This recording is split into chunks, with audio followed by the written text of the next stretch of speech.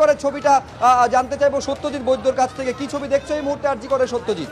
দেখো সুপ্রজিৎ, এই মুহূর্তে যে জায়গার ছবি তুমি দেখতে পাচ্ছ এটা হচ্ছে আরজিকর হাসপাতালের সামনে, যেখানে জুনিয়র ডাক্তাররা মশাল হাতে বেরিয়ে পড়েছেন।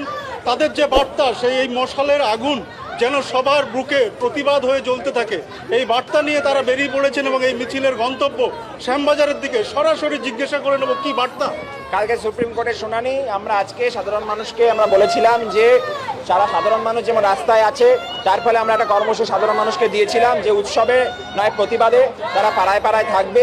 তারই কর্মসূচি হিসাবে আজকে পশ্চিমবঙ্গের বিভিন্ন মেডিকেল কলেজ থেকে এই মশাল মিছিল বেরোচ্ছে এবং সাধারণ মানুষও রাস্তায় আছে। আমরা বলতে চাই যে অতি দ্রুত করে অভয়ের বিচার দেওয়া হোক, কারণ জাস্টিস যত ডিলেইড হবে জাস্টিস ডিনায়ালের সম্ভাবনা তত বাড়বে।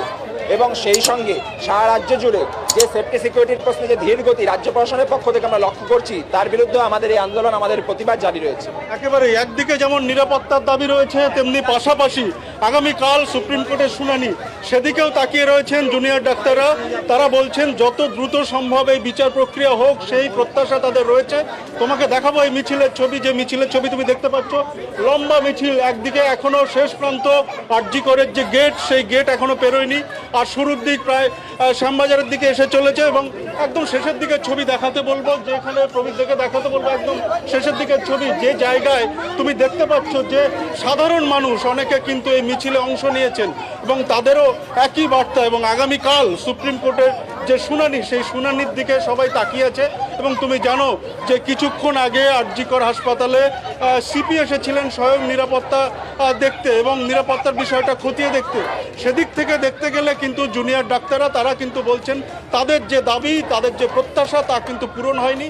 এবং সেই সমস্ত দাবি নিয়ে আজকের এই মিছিল, যে মিছিল এই মুহূর্তে এগিয়ে চলেছে মশাল হাতে নিয়ে শ্যামবাজারের উদ্দেশ্যে। শুভ্রজিৎ, একেবারেই সত্যজিৎ, অর্থাৎ এই আরজিকর মেডিকেল কলেজ ছিল আন্দোলনের এপি সেন্টার। সেই আরজিকর মেডিকেল কলেজ থেকে জুনিয়র ডাক্তাররা ফের পথে নেমেছেন। আমাদের সঙ্গে এই মুহূর্তে রয়েছে কলকাতা মেডিকেল কলেজ থেকে আমাদের আরও এক প্রতিনিধি সুদীপ্ত আচার্য। সুদীপ্ত, আন্দোলনের 52 দিন পরও প্রতিবাদ থামছে না, একটাই দাবি, বিচার দিতে হবে। একদম, এবং এই প্রতিবাদের অঙ্গ হিসাবেই কিন্তু মশাল জ্বলে উঠেছে জুনিয়র চিকিৎসকদের হাতে, প্রতিবাদের সেই মশাল। এবং তারা যেটা বলছেন, কিসের প্রতিবাদ? তারা যেটা বলছেন, একদিকে আরজিকর কাণ্ডের প্রতিবাদ, তার পাশাপাশি কিন্তু যে ভয়ের আবহ রয়েছে, যে ভয়ের আবহের অভিযোগ উঠেছে তার প্রতিবাদ, তার পাশাপাশি সাগর দত্ত হাসপাতালের যে ঘটনা ঘটেছে পরশুদিন তার প্রতিবাদ।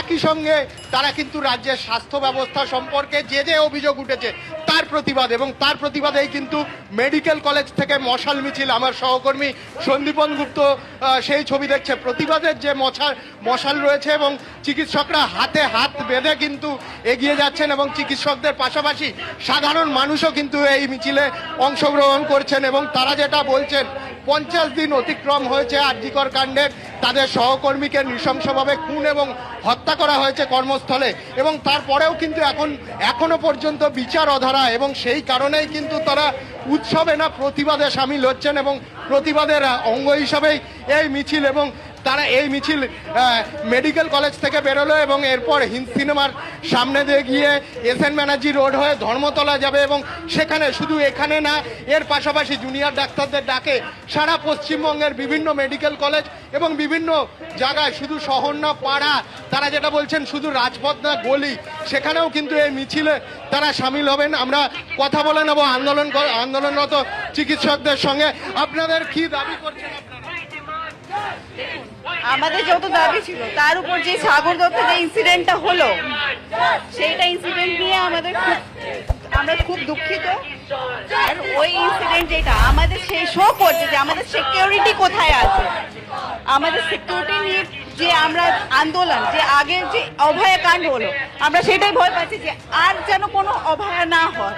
ওনারা ভয় পাচ্ছেন, যেটা বলছেন ওনারা কাজে ফিরেছেন, আংশিক কর্মবিরতি উঠে গেছে, তা সত্ত্বেও কিন্তু আতঙ্ক তাদের মধ্যে রয়েছে, এবং সেই আতঙ্ক আরও বাড়িয়ে দিয়েছে কিন্তু গত পরশুদিন সাগর দত্ত হাসপাতালের ঘটনা।